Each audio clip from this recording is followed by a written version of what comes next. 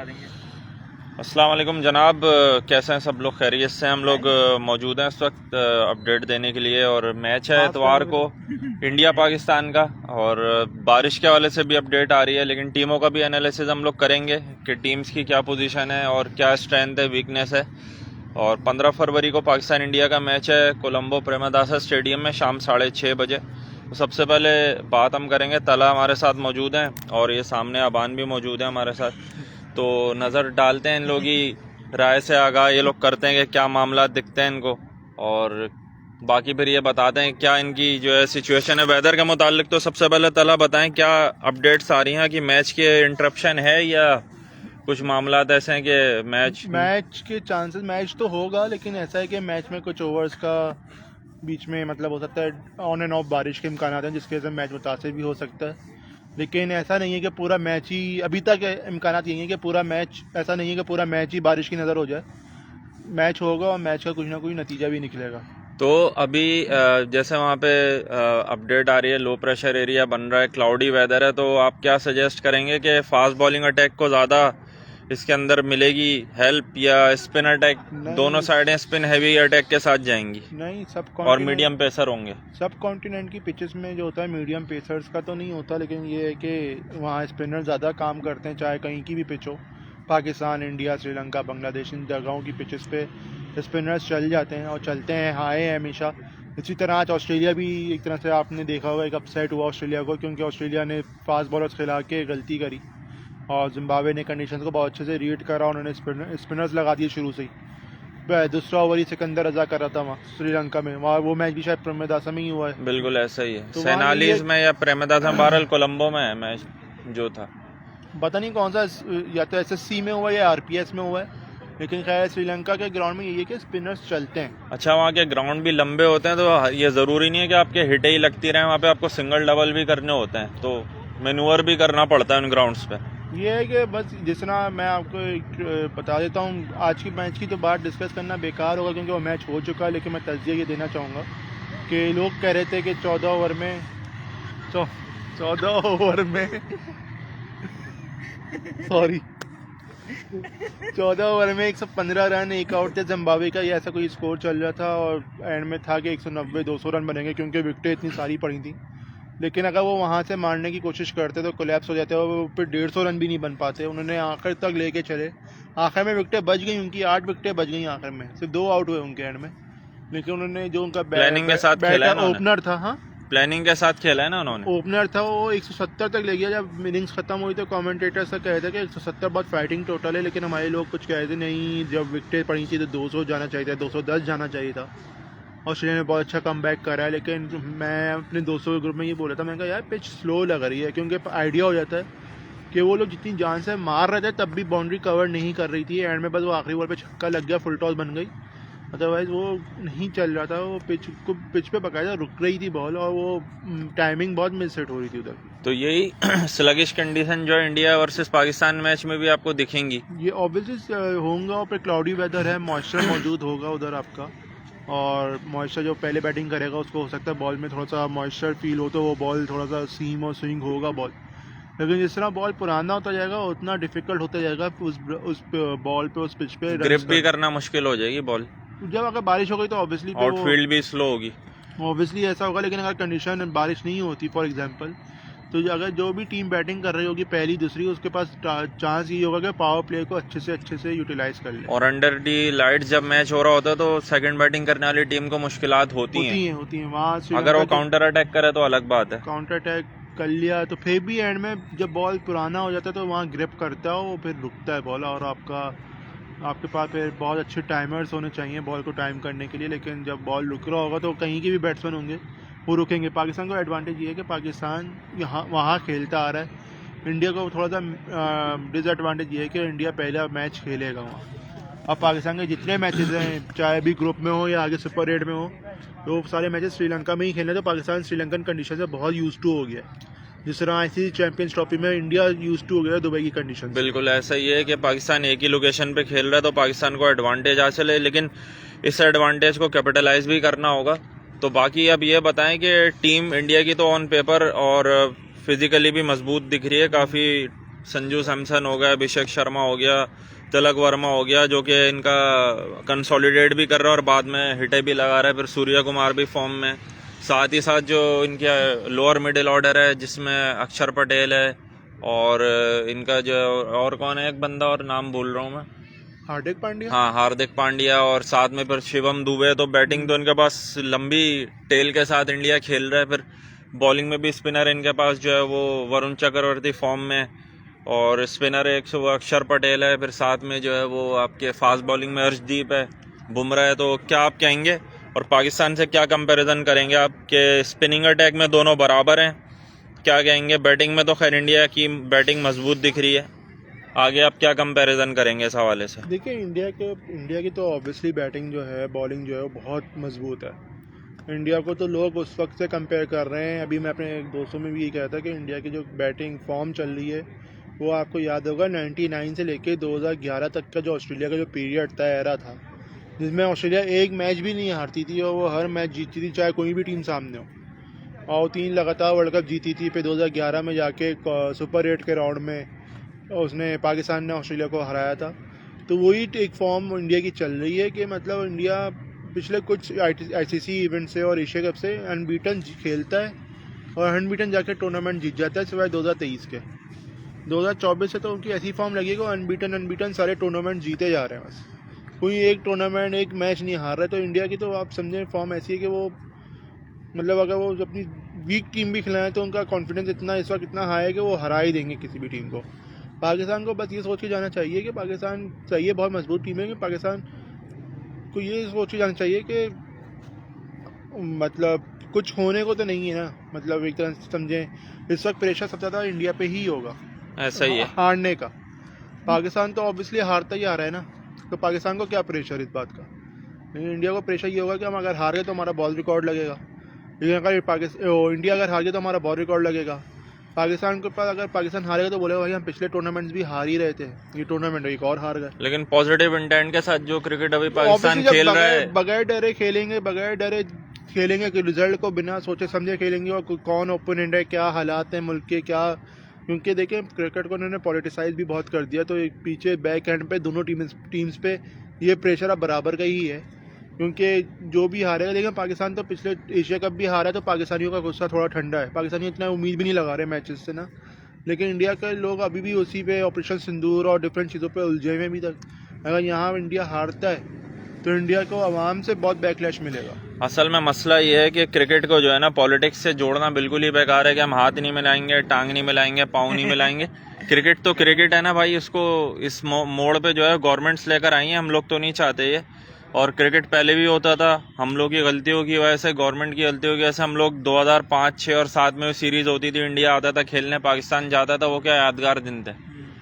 तो वो जाहिर सी बात है वो रिटर्न बैक करने के लिए दोनों गवर्नमेंट्स को लचक का मुजाहरा करना पड़ेगा। 2007 का में इंडिया जब आया था कराची में, जिसमें इंडिया ने 356 रन का टारगेट दिया था और पाकिस्तान शायद 5 रन से हाँ, वो बड़ा जबरदस्त वो मैच हुआ मैंने था। नेशनल स्टेडियम में देखा था, इंजमामुल हक ने उस पे लाइव गए थे? लाइव देखा था, मैंने अपने कजन्स के साथ गया था। बेहतरीन।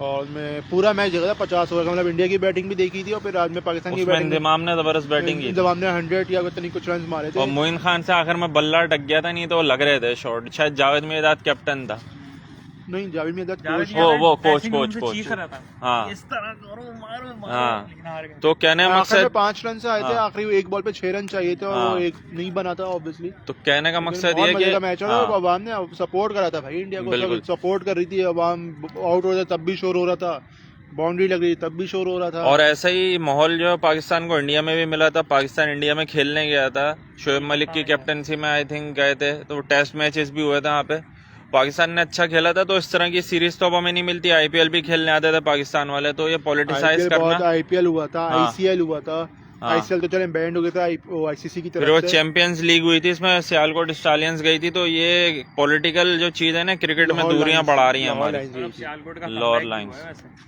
अच्छा, तो अभी हम लोग मजीद बात करेंगे। मेरे साथ मौजूद हैं अबान, जो कि अक्सर नहीं होते, लेकिन अब जो उनको आज लेकर आए हम तो ये अपडेट देंगे। अबान भाई इधर आए, बैठे हैं आप, आपसे जो है वो अपडेट लेते हैं। क्या कहेंगे आप लाहौरी भी पहुंचे हैं। आप क्या कहेंगे सर? क्या कहना चाहेंगे आप मैच के बारे में? इंडिया वर्सेस पाकिस्तान, एनालिसिस दें अपना आप। अरे सूर्या कुमार कैसे हो? अच्छा, ये आप बताएं कि आप क्या समझते हैं कि मैच के बारे में? वेदर, क्या आपकी प्रेडिक्शन है वेदर के हिसाब से? क्या टीमें खिलानी चाहिए और क्या आप सोचते हैं? Pakistan on paper, on record India का वर्ल्ड कप में पाकिस्तान से अच्छा रिकॉर्ड है, लेकिन वही बात है कि राइवलरी के हिसाब से अगर हम देखें तो पाकिस्तान अभी भी वे अप है। अभी तो बहुत हम करीब होता जा रहा है, ऐसा हाँ, हर साल हार लेकिन अब आइंदा उम्मीद है कि अगले आने वाले सालों में पाकिस्तान बढ़ाएगा अपने। खैर, इतवार वाले मैच का बताएं आप। इतवार के मैच में वैसे किसी रन मशीन नहीं है अभी, हारिस रऊफ नहीं है लेकिन सपोर्ट करने के लिए इंडिया को। उनके बदले में एक और रन मशीन हमारे पास हैं जो अभी बाहर बैठी हुई हैं, और उनको खिला दिया तो हम वैसे ही हार जाएंगे। वो रन पता है, हो मशीन सकता है नसीम शाह के लिए वो लोग फैन हो, लेकिन देखा जाए तो उसकी पास परफॉर्मेंस इतनी खास नहीं जा रही है अभी काफ़ी टाइम से। और शाहीन आफरीदी वैसी बने हुए हैं आजकल। तो हमारे पास पेसर सलमान मिर्ज़ा है जो कुछ कर सकता है, उसको इन्होंने बिठा दिया इस बात पे कि उसने परफॉर्म किया था पहले मैच में। और शाहीन साहब जो हैं वो पिट के आए थे, उनको फिर खिला दिया, वो और पिट गए। विकेट लेस तो गए ही साथ में, आखिर में टेल एंडर की विकेट लेके खुश हो गए वो। तो ऐसे लोगों के होते हुए हम कैसे जीतेंगे सर? तो आप मुझे ये बताइए कि क्या आप टीमें देख रहे हैं कि क्या पाकिस्तान और इंडिया को टीमें खिलानी चाहिए? इसमें स्पिन विकेट होगी क्योंकि कोलंबो की विकेट है, बड़ा स्टेडियम है, यहाँ सिंगल डबल होते हैं ज़्यादा, आउट बाउंड्री लगती है। तो क्या मामला दिखते हैं आपको इसमें? सबसे पहले बैटिंग करने वाली टीम को एडवांटेज यहाँ पर होता है। हाँ, जो सबसे पहले तो पाकिस्तान को एक बैट्समैन ऐड करना चाहिए। उस्मान खान जो कि नहीं चल रहा, आप उसको बिठाओ। आप ख्वाजा नाफी को चांस दो, जिसने ऑस्ट्रेलिया के सामने इतना अच्छी बैटिंग करी थी और मतलब एक फायरी इनिंग्स खेली थी, जल्दी जल्दी वो मार रहा था। तो ऐसा प्लेयर हमें चाहिए। शादाब की भी बैटिंग में फॉर्म लगी हुई है, शॉर्ट बॉल्स पे अच्छा कैमियो लगा रहा है वो। नवाज की जगह नहीं बनती क्योंकि वो नहीं खेल रहा सही, बहुत खराब खेल रहा है। दोनों मैचेस में उसने खराब खेला। तो नवाज की जगह सलमान मिर्जा को ले सकता है। सलमान मिर्जा को ले सकते हैं, सलमान मिर्जा होंगे। अब शाहीन के बगैर हम खेल नहीं सकते क्योंकि वो अगर चल जाएं तो चल जाएंगे, नहीं चले तो नहीं चलेंगे। और शाहीन की जगह अगर आप चाहें तो नसीम को खिला लें, अब वही ऑप्शन है हमारे पास। Salman Mirza left handed bowler बन जाएंगे और शाहीन और नसीम जो है वो राइट हैंडेड बन जाएंगे। तो उनके लेफ्ट हैंडर बहुत है ना इंडिया के। अभिषेक हो गया, तिलक हो गया, दुबे हो गया, अक्षर पटेल हो गया, इवन ईशान किशान हो गया। ये 5 तो उनके लेफ्ट हैंडेड हैं, तो उनको राइट हैंडेड बॉलर ज़्यादा वो परेशान करेगा। तो हो सकता है उस्मान तारिक और ज़्यादा उनको परेशान हाँ, उस्मान तारिक के मुतालिक काफ़ी बातें बन रही हैं कि भाई ये बॉल चकर हैं और ये है और वो है। यूँ हालांकि 2 बार एक्शन क्लियर हो चुका है और बहरहाल एक्स फैक्टर एक तरीके से इंडिया के लिए साबित हो सकता है। लोग ये भी कह रहे हैं कि मिस फायर भी हो सकता है पाकिस्तान के लिए, लेकिन बहरहाल इंडिया वाले उसी पे ही एनालिसिस कर रहे हैं अपने।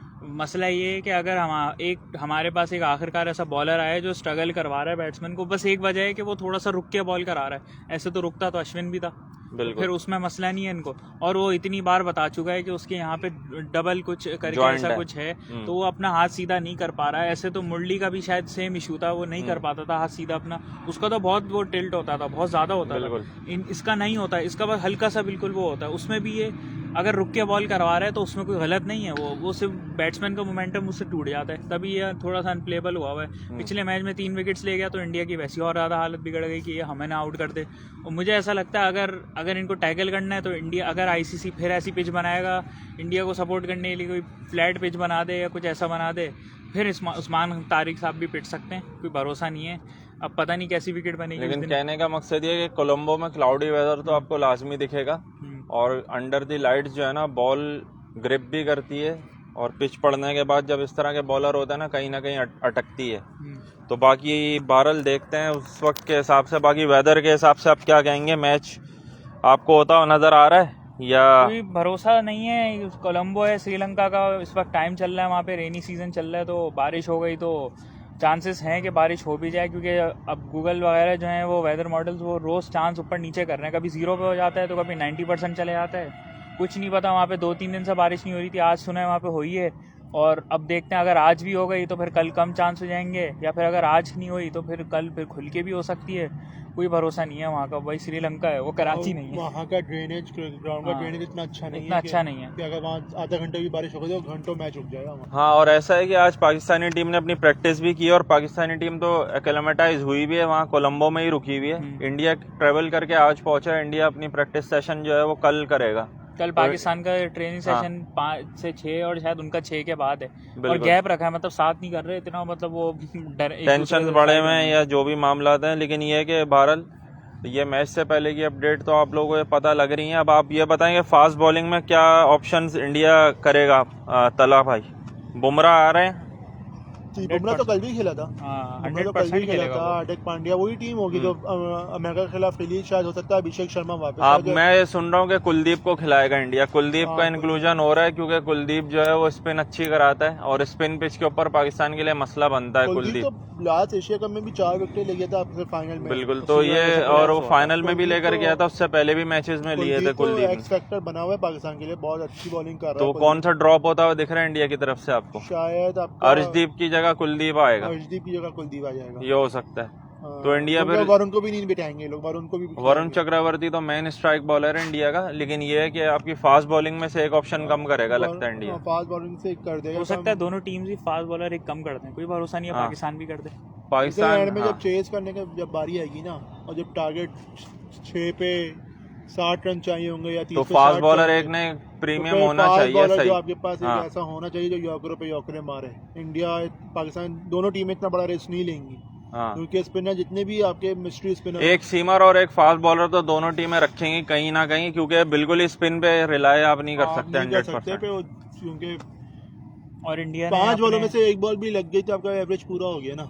पावर प्ले अगर बुरा जाता है तो बॉलिंग टैक्टिक्स भी तो चेंज करनी होंगी ना आपको। इंडिया अपने शिवम दुबे को, सॉरी क्या नाम है उसका, वो जो भागता हुआ आता है और बड़ा उसका स्लो पेस है और वो बहुत ही थका हुआ बॉलर है, शायद शिवम दुबे, पता नहीं वॉशिंगटन नाम है उसका, याद नहीं आ रहा मुझे। शिवम दुबे मीडियम पेसर है, वो आता है ऐसे कि पता नहीं वो जान मारेगा 100 किलोमीटर पेस उखाड़ दे। लंबा है वो, बस उसका ये है कि वो मीडियम पेस करता है, ऑफ कटर वगैरह कराता है। अजीत अगरकर होता था इंडियन टीम में, लेकिन अगरकर तो तेज बॉलिंग कराता था, मीडियम पेसर था वो। इसका पेस ही नहीं है, अच्छा बॉलर था वो, गुड लेंथ पे करता है बस। ये शिवम दुबे का मैंने देखा है, गुड लेंथ पे बॉल पकड़ के रखता है और पेस थोड़ा 130 125 30 वाला पेस है, 110 105 होता है उसका पेस, बहुत स्लो है। मतलब ये वो यूज भी अच्छे कर रहा है, वो विकेट निकाल लेता है उससे, पेस नहीं मिलता, बॉल जो है ग्रिप कर जाती है, तो वो इसलिए जो है फिर वो अटक जाते हैं बैट्समैन। अब मुझे ये खौफ है कि वैसे आपको याद होगा कि फरहान साहब ने छक्के मारने पे जो जितनी हाइप करी है बुमराह के, अगर बुमराह ने इनको आउट कर दिया कल को तो इनकी जो सारी जो डॉक्यूमेंट्री वगैरह है वो सब हो जाएगी डाउन, तेल ना हो जाए। हाँ, तो प्रेशर इन पे बहुत होगा, कल इन पे भी होगा। अच्छा, मसला ये है कि पाकिस्तान ने अपने पावर प्ले के ओवर्स जो है ना वो अच्छे निकालता है पाकिस्तान, और बीच में कंसोलिडेशन का जो पीरियड आता है ना, अभी आपने देखा है इन्होंने इसको डिवाइड करा है इस टूर्नामेंट के अंदर। एक अच्छी चीज़ है, देखिए पहले इन्होंने 20 ओवर्स को 4 टुकड़ों में डिवाइड करा है, लॉन्चिंग पीरियड, कंसोलिडेशन, फिर उसके बाद एक कौन सा है अगला हेड, लॉन्च करके नहीं कुछ और है, लेकिन बहरहाल 4 हिस्सों में जो तोड़ा है इन्होंने। आखिरी के तो स्लॉग ओवर्स हैं, तो स्लॉग ओवर्स के अंदर पाकिस्तान को अपनी बैटिंग बचा के चलना पड़ेगा। ये नहीं कि आपने पावर प्ले अच्छा खेला फिर शुरू के 10-12 ओवर आपने डिप कर दिए। वो स्ट्राइक रेट वाला चक्कर जो बाबर आजम की ऐसे हुआ था नेदरलैंड्स वाले मैच में, खैर यूएसए के मैच में कुछ बेहतर बैटिंग कर ली थी, लेकिन आप क्या कहना चाहेंगे कि कल के मैच में क्या पाकिस्तान की टैक्टिक्स होनी चाहिए मिडिल ऑर्डर के अंदर? पावर प्ले तो उम्मीद है कि साइम अयूब और साहबजादा फरहान अच्छा खेल लेंगे, बाकी आगे क्या कहते हैं आप कंसोलिडेशन पीरियड में? नंबर 3 पे आगा जी को, पहले तो आगा जी को भी संभल के खेलना पड़ेगा, वो थोड़ा इस दोनों ज्यादा ही जोश में आ गए वो ना, वो चले नहीं है इतना, वो जोश में आ गए हैं कि भाई मैं चल रहा हूँ, और ऐसा ही हो रहा है। वो भी सीरीज में चल जाते हैं और फिर टूर्नामेंट में फेल हो रहे हैं, तो उन पे भी प्रेशर होगा कल के भाई कुछ कर लो। तो भाई विकेट गिरने का भी तो मसला होता है, विकेट गिरती है फिर प्रेशर बनता रहता है। वो कोशिश करें वो अपनी विकेट बचाएं पहले, बाकियों की खैर है, वो बच के रखेंगे तो आगे वाला फिर जो है मारेगा, और ये कम से कम थोड़ा सा स्लो खेलें। लेकिन फिर नंबर 4 पे हमारे वो आते हैं ऑल टाइम ग्रेटेस्ट बैट्समैन जिनका कुछ नहीं पता, वो चल जाएंगे तो चल जाएंगे, नहीं तो 2-3 बॉलों पे वो विकेट देके चले जाएंगे। लेकिन मसला ये भी है कि विकेट कीपर बैट्समैन भी जो है ना उस्मान, उससे भी बैटिंग नहीं हो रही। इसके बदले मैं कहता हूँ कि नाफे को खिलाएं, तो नाफे को ज़्यादा अच्छा है। अगर आपको खिलाना ही उस्मान खान जैसे प्लेयर था तो रिजवान तो लाख गुना बेहतर था, कम से कम वो मारता तो था।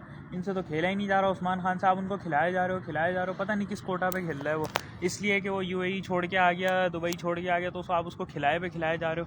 अरे भाई ऐसे तो आप वो ख्वाजा नाफे 2024 का भी मेरे ख्याल से कोई इसको मैच खिलाए थे, लेकिन हाँ, चल नहीं पाया था, वो 3 रन, उल्टा 0 रन यही एली चल रहा था लगवा के इनका। गया था हमारे। हाँ, और आजम खान को भी इन्होंने एक मैच खिला दिया था, हाँ, वो भी 0 पे चले वो गए थे। यूएसए वाले वो जो है वो हाँ। कौन कौन से इशारे कर रहे थे आजम खान को जाते हुए, याद है? हाँ, अजीब मतलब हाँ। हम लोगों को समझ नहीं आता कि आजम खान जैसे प्लेयर कैसे सेलेक्ट हो गया था टीम में जिसकी फिटनेस नहीं है। ऐसे तो शर्जील खान को इन्होंने इसी बहाने पे निकाला था कि वो फिटनेस नहीं है, तो लेकिन आजम खान की फिटनेस ठीक थी। तो कहने का मकसद ये डिस्गस्टिंग सिलेक्शन कुछ ऐसी होती है जिसकी वजह से टीम को आगे भुगतना पड़ता है, तो देख के सिलेक्शन मैच की करनी होगी। बहरहाल हम तो ये दुआ करेंगे कि मैच में बारिश नहीं हो भाई, मैच का रिजल्ट आए और पाकिस्तान के हक में हो, या कम से कम ऐसा मैच हो कि भाई आप बोल सके हमने क्रिकेट मैच देखा भाई। अच्छा तला, आप क्या ऐड करना चाहेंगे इस बारे में कि पाकिस्तान का रिकॉर्ड तो खैर 15-1 या ऐसा कुछ है, तो उससे कतई नज़र इस मैच के हवाले से कि पाकिस्तानी टीम ने पिछले साल 34-35 जो मैच खेला और अभी भी कंटिन्यू हो रहे हैं, उसमें से पाकिस्तान ने 25-26 मैच जीते हैं,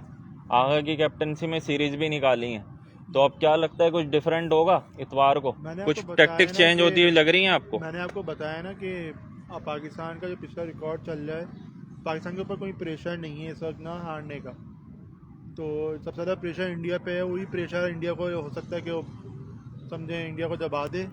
अदरवाइज़ यही है कि पाकिस्तान बगैर बिना डरे, बगैर किसी टेंशन के आप कह सकते हैं कि वो आप खेले और स्पोर्ट्स को स्पोर्ट्स की तरह ले, ज़्यादा सीरियस होने की ज़रूरत नहीं है इस पर। और वो मतलब कुछ खोने को तो नहीं है ना, तो आप बगैर टेंशन के खेलो, आप जीत जाओगे तो सही है, नहीं जीतोगे तो पिछले मैचेस भी हारते हुए ही आ रहे थे पाकिस्तान, तो ये एक और हार जाएंगे, मसला नहीं है। लेकिन इंडिया पे ज़्यादा प्रेशर होगा मेरे हिसाब से।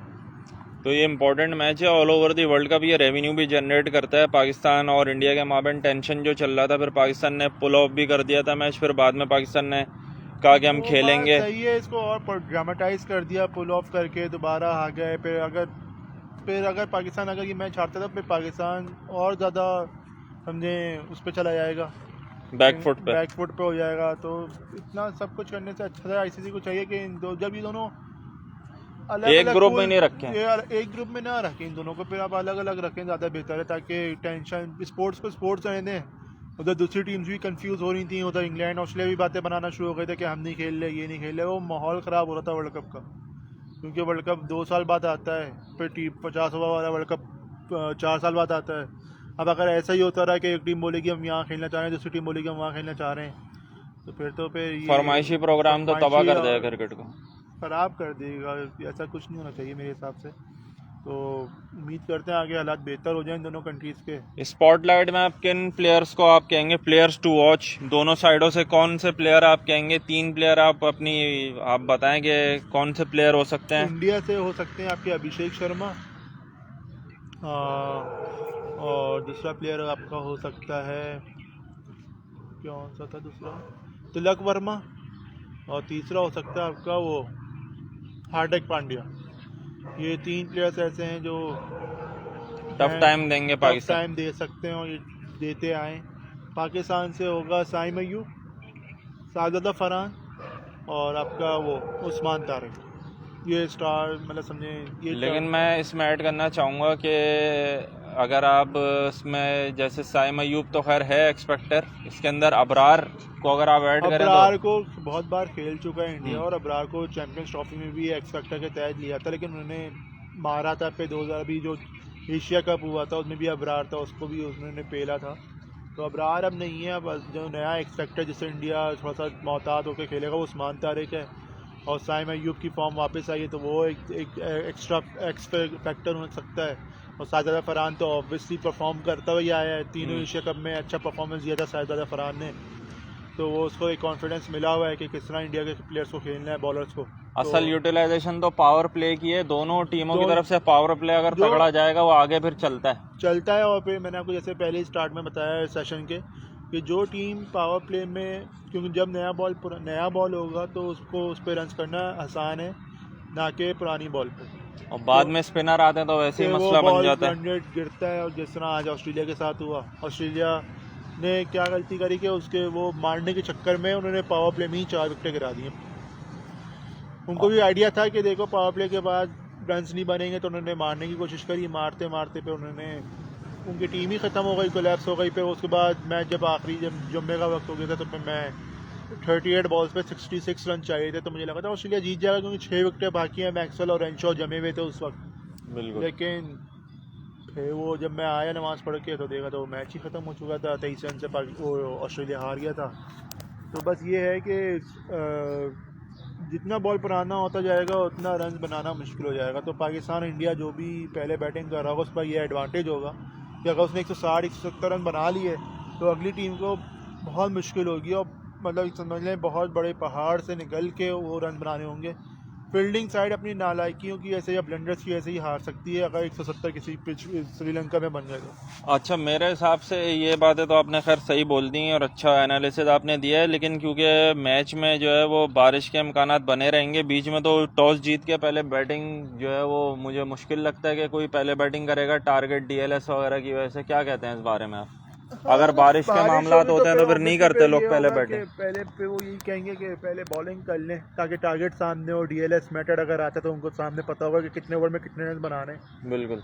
तो ये होगा, लेकिन श्रीलंका में तेज़ करना थोड़ा मुश्किल है। भले DLS मेथड अप्लाई हो जाए लेकिन आपके पास जब टारगेट सामने होता है तो टारगेट जो पहले बना रहा होगा उसको एडवांटेज होता है श्रीलंका का। अच्छा, ये बाउंड्रियाँ यहाँ पे बड़ी हैं, यहाँ छोटे ग्राउंड नहीं है कि हर बैट्समैन जो है वो आपका इजीली ग्राउंड को क्लियर कर देगा। तो ये सिंगल डबल का गेम भी है दोनों तरफ के लिए। हर खिलाड़ी ये नहीं कर पाएगा कि फौरन आते ही जो है वो फौरन ही शुरू हो जाए। फौरन तो स्टार्ट नहीं कर सकता, उसको तकरीबन 3-4 बॉलें चाहिए तभी जाके वो कुछ कर सकता है। अदरवाइज आप ऐसा समझें कि आते ही मारना शुरू हो जाए तो श्रीलंका के ग्राउंड में जो होता है थोड़ा सा मुश्किल आती है। आते जो बैट्समैन सेटल्ड होगा, इसकी मिसाल सबसे अच्छी आज जिम्बाब्वे वाले मैच की है। जो जिम्बाब्वे वाले मैच ने देखा कि उनके पास विकेटें थी और वो मारने पे नहीं गया, वो सिंगल डबल करते करते करते करते वो 170 तक लेके ही चले गए, क्योंकि उनको पता था अगर इस मौके पे वो आउट हो जाते 14-15 ओवर में, अगर नया बैट्समैन आता तो वो भी मारने पे ही जाता फ़ौरन ही कि यार टारगेट 200 बनाना है। तो फिर वो चक्कर में वो 140-150 पे पूरी टीम लुढ़क जाती है उनकी। बिल्कुल तो ऐसा ही है। जो सेटल्ड हो गया वो सिंगल डबल करके करता रहे तो ज़्यादा बेहतर है, वरना ज़्यादा हाईएस्ट 190-180 का टारगेट रख के ना चले। पिच के हिसाब से खेलेगा तो ऑब्वियसली पे वो टारगेट अच्छा बन ही जाएगा, एंड में विकेटें होंगी तो आप 170-180 बना ही लोगे। अच्छा, ये पाकिस्तान इंडिया के मैचेस में मैं देखता हूँ कि अक्सर दफ़ा यही होता है कि लो स्कोरिंग मैच जो है ना वो नेल बाइटर बनता है और हाई स्कोरिंग मैचेस बहुत ज़्यादा नहीं देखने को मिलते। यानी कि 170-180 वाली पिच भी होती है तो उस पर 150 भी अगर होते हैं ना तो 200 वाला मैच बन जाता है। वो याद होगा आपको एशिया कप का फाइनल। एशिया कप में यही था कि वहाँ भी यही था पिच जैसी, वहाँ उल्टा सीन था, वहाँ नई बॉल मसले कर रही थी, जब बॉल पुराना हुआ तो वो आसानी से बैट पे आना शुरू हो गया था। यहाँ श्रीलंका में बिल्कुल अपोजिट है, यहाँ बॉल पुराना हो तो बॉल पे ग्रिप भी करेगा, रुक के आएगा, मिस टाइम होंगी बॉलें, और ग्राउंड बड़े हैं, मिस टाइम होने का मतलब है आपका कैच हो सकता है। और वो इंडिया वाले ग्राउंड नहीं है कि इंडिया मिस टाइम होके भी आपके बॉल छक्का जा रही होती है। वहाँ ये अलग ग्राउंड है ना, बड़े डायमेंशन है ग्राउंड बड़े हैं तो अगर ज़रा से मिस टाइम होता है तो फिर वो आपका चांस बन जाता है। लेकिन आपको फील्डिंग बहुत टाइट करना पड़ेगी तभी आप मैच जीत सकते हो।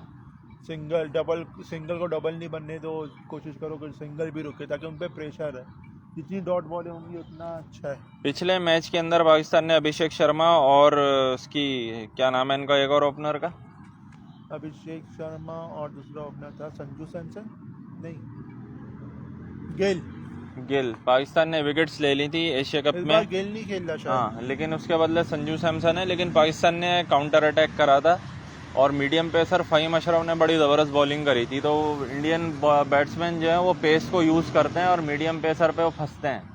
क्या कहेंगे, फ़हीम अशरफ को खिलाना चाहिए इस मैच में? तो खेल ही रहा है क्योंकि फ़हीम अशरफ बॉलिंग करवानी चाहिए, मतलब खेलता है लेकिन बॉलिंग नहीं करवा रहे होते उससे अक्सर, ये मैंने देखा। वो ज़्यादा यूटिलाइजेशन स्पिनर्स की करेंगे जब उनको लगेगा कि हमें फास्ट बॉलर्स कर लेने चाहिए तो क्योंकि डायरेक्ट पावर प्ले में एकदम ही पाकिस्तान स्पिनर नहीं लगाएगा ना, तो एक आध बॉलर फास्ट का भी पाकिस्तान करता है। उसके बाद फिर हो सकता है कि एक आध मतलब बीच में फास्ट बॉलर स्पिनर तो लगा देता है पाकिस्तान, या तो साइम अयूब को लगा देता है या तो इमरान को लगा लेता है।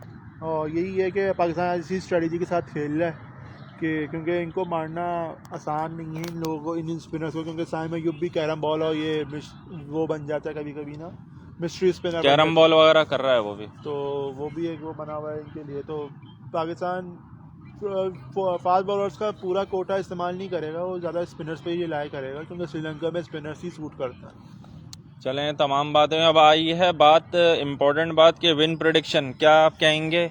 मैं कहूँगा कि मैच में जो है ना इंडिया जो है वो 60 है और पाकिस्तान 40 है। आप क्या कहेंगे? मेरे हिसाब से इंडिया 80 है और 20% पाकिस्तान है। और अबान आप क्या कहेंगे भाई? क्या कहना चाहेंगे आप? अपनी परसेंटेज बताएं। मैंने बोला है कि इंडिया 60 पाकिस्तान 40 है, कह रहे हैं इंडिया 80 पाकिस्तान 20। इंडिया 90 पाकिस्तान 10, कोई चांस ही नहीं है हमारा। अगर कोई अपसेट हो गया जैसे जिम्बाब्वे ने ऑस्ट्रेलिया को करा दिया वैसे हो सकता है, वरना हमारी इस तरह हालत नहीं है कि हम हरा पाएँ। क्योंकि हमारे ऊपर एक प्रेशर ये भी है कि हम 3 मैच लगातार एशिया कप में हारे और ऑलरेडी हम लोग जो हैं, हाँ हम लोग नीदरलैंड और यूएसए से जीत गए, मगर हम किस तरह जीते ये भी देखना चाहिए। लेकिन यूएसए से आपने अच्छा मैच खेल के जीते। यूएसए से हम वन साइडेड जीते हैं, नीदरलैंड से हम स्ट्रगल करके जीते हैं। इंडिया वहाँ पे स्ट्रगल कर रही है, उनका भी यूएसए से मैच ऑलमोस्ट चला गया था और नमीबिया ने भी उनको आखिर में ऐसे एकदम आउट करा, तो वो भी थोड़ा सा स्ट्रगल कर रहे हैं। इंडिया इनविंसिबल नहीं है, बहरहाल ये है कि आपने परसेंटेज थोड़ी कम कर दी है। 30% तक आप जाते तो 30% में पाकिस्तान को दे दूं, आप कुछ बेहतर लग रहा है। 60% इंडिया को दे दूं, 10% बारिश का भी चांस रख लेते हैं। बारिश को भी जितवाना चाहिए गेम। बारिश को चाहिए, अगर हम लोग हार रहे हो तो आ जाए ताकि।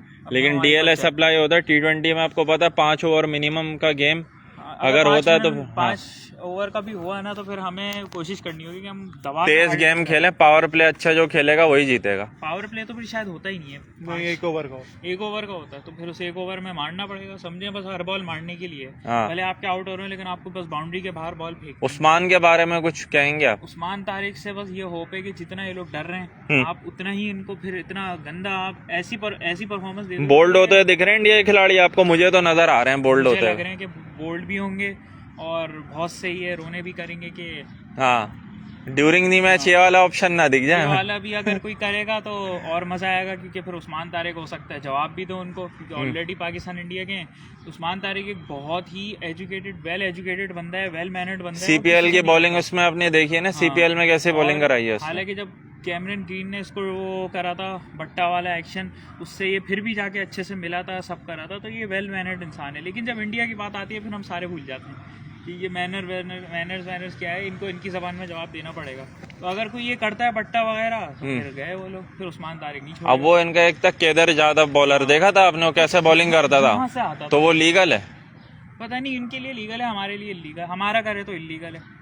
और बाकी है कि अच्छा खासे लोग क्लियर कर रहे हैं एक्शन को, लेकिन बहरहाल मैच पाकिस्तान के लिए बेहतर पोजीशन में दिखते हैं। इंडिया वाले भी अंडर प्रेशर होंगे क्योंकि उनके ऊपर मुस्तकिल जीतने का एक जो प्रेशर है वो है, हम पे नहीं है। और पाकिस्तान पे प्रेशर नहीं है, पाकिस्तान अपना गेम पूरा प्रॉपर खेले, हम उम्मीद ही नहीं लगाते बस ये है। लेकिन गेम अच्छे गेम की उम्मीद करके हम देखेंगे इंशाल्लाह के साथ हैं, लेकिन दिल को बोल रहे हैं कि और आप शर्ट भी आपने ऑर्डर किया, सुनने में आ रहा है, आप बता रहे थे करीबी, अब वो शायद हो सकता है इतवार को ही आए आराम से, तो अगर इतवार को जीत गए तो शर्ट के पैसे भी वसूल जाएंगे, नहीं हुए तो रिफंड भी करवा सकता हूँ मैं, मसला नहीं है।